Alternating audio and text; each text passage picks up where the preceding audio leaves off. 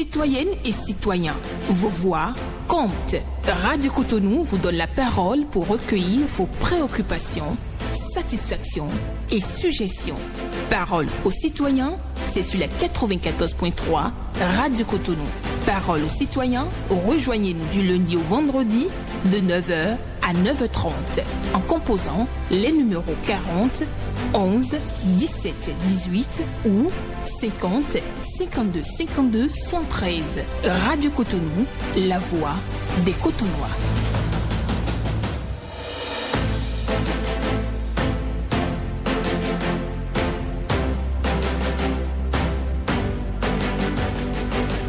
Parole aux citoyens.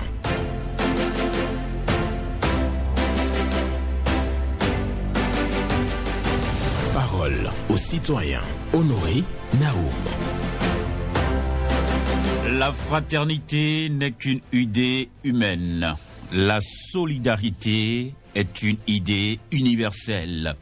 La fraternité n'est qu'une idée humaine. La solidarité est une idée universelle. Une pensée de Victor Hugo pour la méditation du jour. Nous sommes mardi 8 octobre 2024. Bonjour à toutes et à tous. Et vous le savez bien, les codes d'accès 40 11 17 18 ou le 50 52 52 73. Pour déposer vos préoccupations, satisfactions et suggestions, pas d'attaque personnelle sur nos antennes. Vous prenez toujours la parole en toute courtoisie pour exprimer vos préoccupations, satisfactions ou suggestions. Blaise Sacla sur la mise en onde de cette émission à la présentation. Benjamin Honoré Naoum. Et nous allons recevoir le tout premier intervenant de ce matin. Bonjour. Bonjour, monsieur le journaliste. Bonjour, votre nom? C'est monsieur Théophile Oké, je vous appelle d'Aguedo. D'accord, nous vous écoutons. Ok, merci, monsieur le journaliste. Monsieur le journaliste, il n'y a pas de public. Depuis, on est en train de créer, oui, des cotons doit revoir. Sinon, ce n'est pas bon du tout. Toilette publique, on veut ça. Deuxièmement, Titan, voie Titan, Carrefour, Mislete, Sanana, Adjouni, Langbo et Péréport. La voie est dégradée complètement. Maintenant, on est en train de travailler, mais il n'y a pas de déviation. Donc, c'est mon préoccupation ce matin. Merci, monsieur le journaliste, c'est Théophile Oké. Bonne journée. D'accord. Merci beaucoup à vous. Oui, Théophile Oké a parlé de manque de toilettes publiques dans la ville de Cotonou. C'est sa préoccupation. Il a parlé donc de l'état de la voie également dans la vallée. Oui, Mistrité et autres. Voilà ce qu'il évoque ce matin sur nos antennes. Nous allons poursuivre dans un instant avec un autre intervenant, quelqu'un au standard, avec Blaise Sacla. Pour la suite de cette émission, il va remplir les formalités et on va le recevoir en direct. Oui, il continue d'échanger avec l'intéressé. Nous venons de parler avec Théophile Oké. On prend un autre intervenant. Bonjour. Oui, bonjour, Honoré Naoum. Oui, votre nom? Oui, c'est Hubert Fanou depuis Togmenaho. D'accord. Nous vous écoutons, monsieur Hubert Fanou. Oui, ma grosse va directement à la mairie de Ouida. Je demande au maire d'aller voir. Là, on a un peu de draguer. Non, ce n'est pas ça. Un terrain sec. Ils sont en train de creuser de tout pour prendre du sable. Et c'est la mairie qui a donné l'ordre à ces gens-là. Mais la voie est dégradable. Et je demande le premier au maire qu'il est arrondissement de la Parquet dans mon village. Il est au proche de mai au lieu de que ce village a une seule voie qui a agréé pour aller. Après, c'est des rivières. Et je lui demande que l'avant de la gendarmerie qui passe par aller Kalolo Kodji, la population a créé une voie pour tomber dans la voie d'Agisakoué à cause de l'accident. Donc je demande qu'il peut avoir un gradin pour grandir cette voie-là. Ma deuxième provocation, je demande au chef de l'État de dire à ses ministres, à ses préfets, de donner l'ordre aux journalistes pour aller au tribunal pour ce qui se passe. Sinon, non, les journalistes nous donnent des informations parce qu'il a les sujets des gens qui ont fait coup d'État, de donner est-ce que c'est vrai ou faux aux journalistes que la journaliste nous forme la population béninoise. Ma troisième provocation, je vais à la mairie de Canavé que nous, la population de Togben, à Tchadoukodi, on n'a pas de l'eau, on n'a pas de voie, alors que le président Talon a en train de construire une école publique dans notre quartier Togben à Tchadoukodi. Je vous remercie et je reviens encore. Merci. Excellente journée à vous. Hubert Fanon, qui parle de Huida, il a parlé donc d'une zone où il y a prélèvement de sable, mais quand même, il y a la dégradation de la voie, donc il invite le maire de la commune de Huida à faire quelque chose. Je crois qu'il parle bien de la voie, de la gendarmerie. Donc, par ailleurs, il demande à ce que l'on permette aux journalistes de suivre le procès pour dire donner toutes les informations sur ce dossier de coup d'État déjoué au Bénin. Et aussi, il parle de manque d'eau à Togben d'Aho. Voilà. Merci. On va poursuivre. Un autre intervenant, bonjour. La fréquence municipale de Cotonou, bonjour. Sébastien Yofosu. Exactement, je confirme. Nous vous écoutons. Merci beaucoup, monsieur le journaliste. Je passe par votre canal ce matin, saluer et encourager le commissaire du commissariat spécial de Tampopa et ses éléments pour le travail qu'ils abattent au quotidien pour la sécurité et la quiétude de nos habitants de la zone du marché d'Antopa, Missebo, Bokossi-Topa, Nouveau Pont, Bombano et environ. Je salue cette franche collaboration avec le chef quartier de Missebo, M. Césario de Souza, et ses conseillers pour le démantèlement des réseaux de mangouilles, des hors-la-loi et des divorcés sociaux qui polluent l'environnement du marché Bombano et Missebo. Ces gens qui perturbent la quiétude des vendeurs et acheteurs dans ces marchés sont majoritairement ceux qui quittent ailleurs pour venir semer du désordre dans les marchés. Mais le commissaire de Dantopa et ses éléments ont pris le taureau par les cornes et une franche collaboration avec les riverains de chaque quartier Missebo pour assainir ces milliers et que rien ne sera plus comme avant. Même à la montée du pont, tout ce qui se fait pour une fluide circulation des biens et des personnes, c'est déjà bien pour nous. Ce n'est pas facile, mais ils essaient. Nous les encourageons pour qu'ils continuent à faire ce qu'il est en train de faire pour le bonheur de nos usagers et habitants de cette zone. Sébastien Yokossi, ceci. Bonne journée à vous, je vais dire. Bonne journée. À vous aussi, Sébastien Yonfosu, qui est venu à l'antenne pour parler, bien entendu, de la situation d'insécurité au marché Gbagbanou, jusqu'au niveau de pont de Dantopa. Et donc, il félicite le matin les hommes du commissariat de Dantopa pour les actions qui sont menées en complicité avec le chef quartier de cette localité. On prend un autre intervenant pour poursuivre. Bonjour. Allô, bonjour. Bonjour, Madame Maguette Nouatine en Clounon.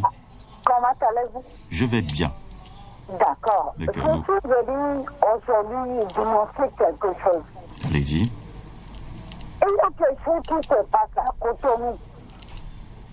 Et vraiment, c'est pas du tout bien, c'est pas du joli, c'est pas... Ça ne donne pas une bonne impression à la ville de Cotonou.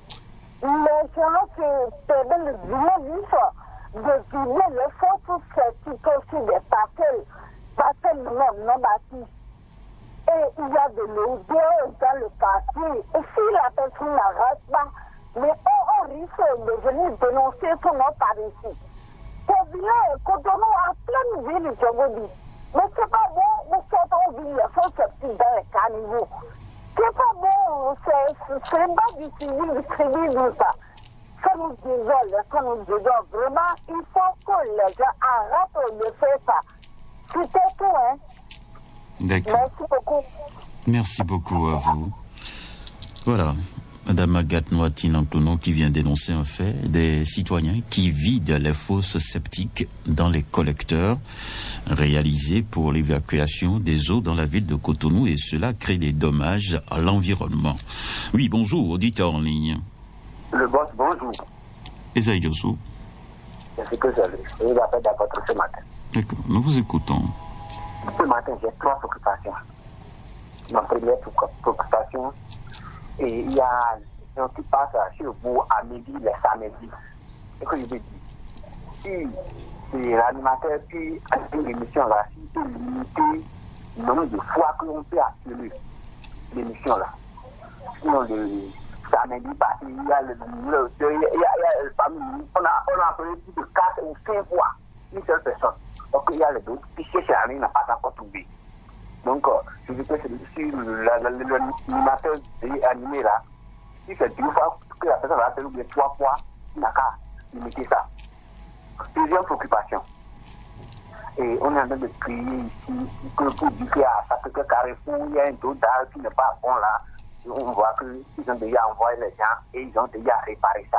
Je dis vraiment merci à Mairie de Cotonou pour tout ce que vous êtes en train de faire.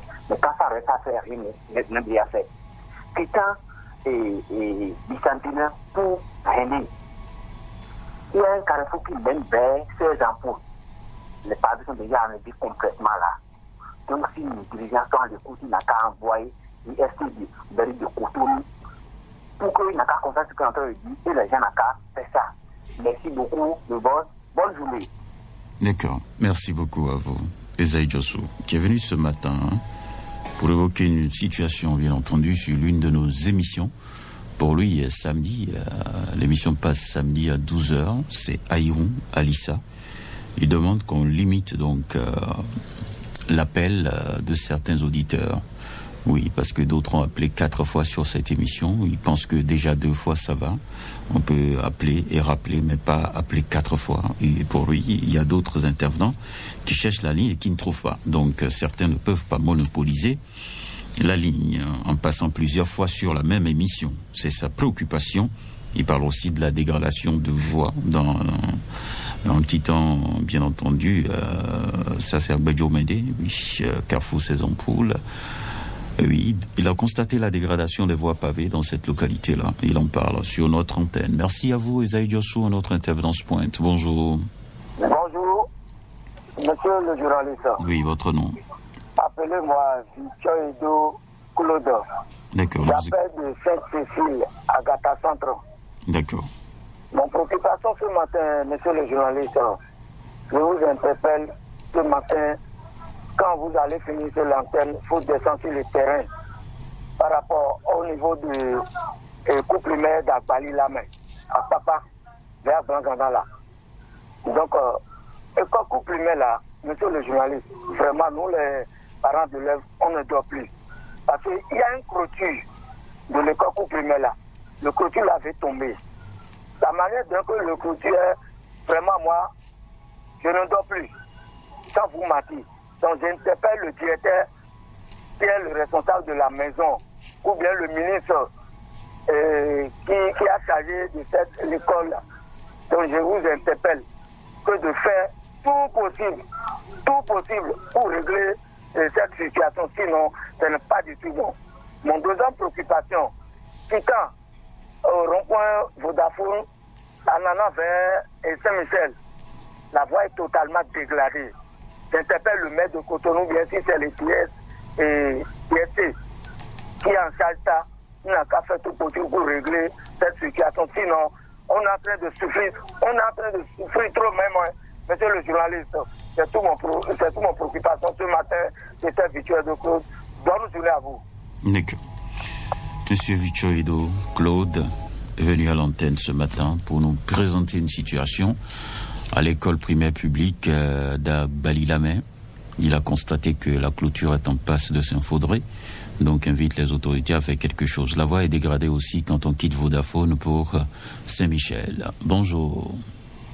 Bonjour, monsieur Naoum. Oui, bonjour, madame Marie-Claire. Comment tu vas? Je vais bien. Et vous-même? Ça va. D'accord. C'est un plaisir de vous avoir ce matin.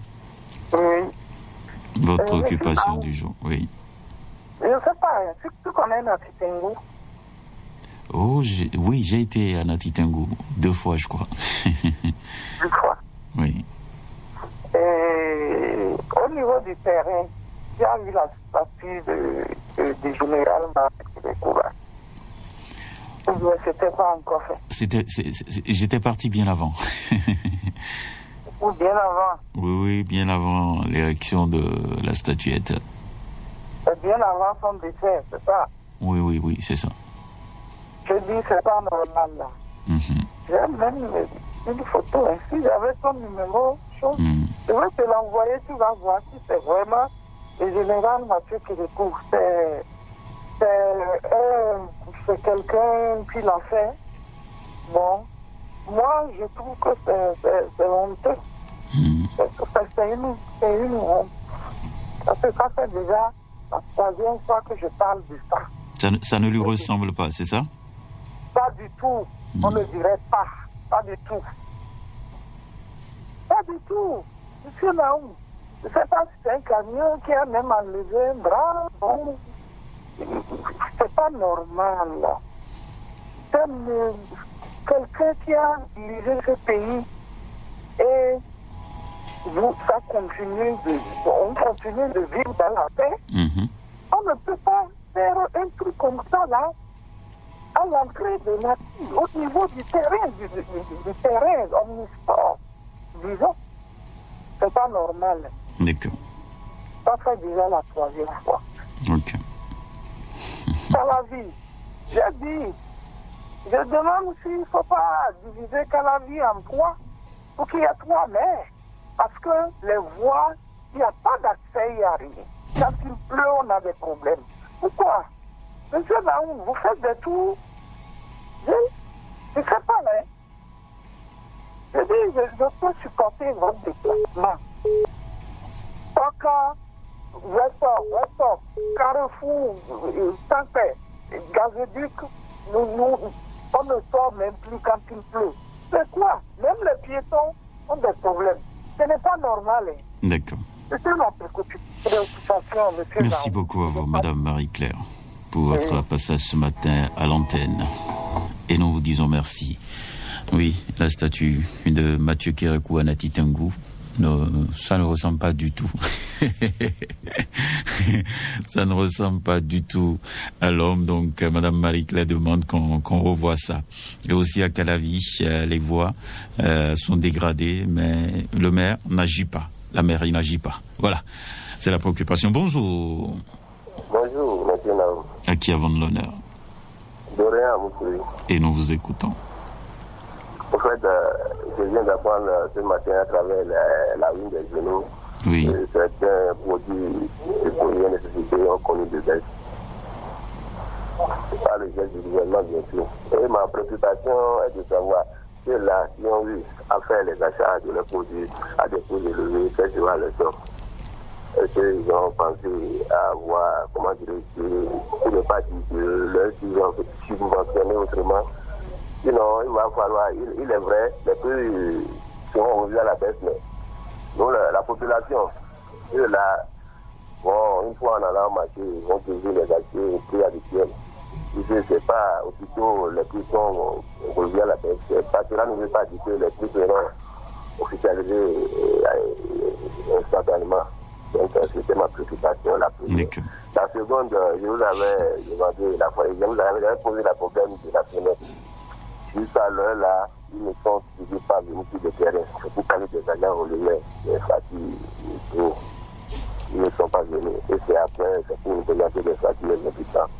Et la direction générale de la fenêtre, ceux là qui couvrent la zone, en général, qui font le coup, donc ils n'ont qu'à déployer leurs équipes sur le terrain. C'était toute ma préoccupation. Merci beaucoup à vous, Dorian Amouzuvi, qui est venu ce matin pour parler de la baisse des prix des produits de première nécessité. Et pour lui, il faut le suivi, il faut veiller à ce que très très rapidement que le constat soit fait sur le terrain, parce qu'il a suivi donc une communication dans la presse qui parle de la baisse des prix de ces produits-là. Et aussi au niveau de la SONEB, les agents releveurs ne passent plus dans sa localité. Il demande qu'on puisse revoir la chose pour qu'après on n'envoie pas des factures exorbitantes. Bonjour. Bonjour à Benjamin Honoré Naoum. Votre nom? C'est Yonou Lucien depuis. Yonou Lucien. Merci de nous rejoindre ce matin. Oui, merci beaucoup. Honoré Naoum, actuellement circule sur les réseaux sociaux une vidéo qui est devenue virale, dans laquelle un pasteur donne des coups de parmatoire à certains fidèles au vu aussi des autres qui ne disent rien. Et je me suis demandé qu'est-ce que ces fidèles ont fait pour mériter cette humiliation. Mais certains pasteurs n'en font pas de tort dans notre pays. Pourtant, il y a bien des dispositions. Est-ce que vous êtes sûr que c'est pour c'est un pasteur béninois? Est-ce que vous êtes sûr? Parce que moi je n'ai pas vu la vidéo, c'est pourquoi. Dans la vidéo, même on parle le pasteur. Après vous écoutez la vidéo en France, on parle même le pasteur, même pas le fond. D'accord. Je voulais avoir la précision. Vous pouvez continuer votre préoccupation. Oui, qu'est-ce que ces fidèles ont fait pour mériter cette humiliation? Pourtant, il existe des lois dans notre pays qui punissent sévèrement le châtiment corporel. Et je voudrais demander aux autorités judiciaires de se saisir de cette vidéo pour leur ramener un peu l'ordre à l'ordre de ce pasteur et demander également à ces pasteurs qui se donnent ce vilain plaisir de revoir un peu leur copie. Ce n'est pas du tout bien. Mais est-ce que les fidèles avaient le plaisir de recevoir ces coups-là? Peut-être que ça fait partie d'un rituel à son niveau. Oui, c'est ce que je suis. Je sais, dans la vidéo, c'est ce que moi-même je suis en train de constater, mais c'est pas bien. C'est pas bien pour vous. Ça peut dégénérer au vinaigre. Ah bon, d'accord. On a compris votre préoccupation. On a compris. Merci à Yonou Lucien. Il a constaté donc une vidéo sur les réseaux sociaux où un pasteur donne des coups de parmatoire aux fidèles. Mais si les fidèles même ont du plaisir à recevoir ces coups-là, bon, on va voir. En tout cas, Yonou Lucien, lui, il agit comme un prophète là. Faut pas laisser ça se poursuivre parce que ça peut tourner au vinaigre.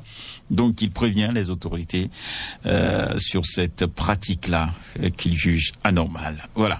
Nous poursuivons sur Radio Cotonou avec un autre qui est déjà au standard. On va le prendre. Bonjour. Bonjour, monsieur Lao. Oui.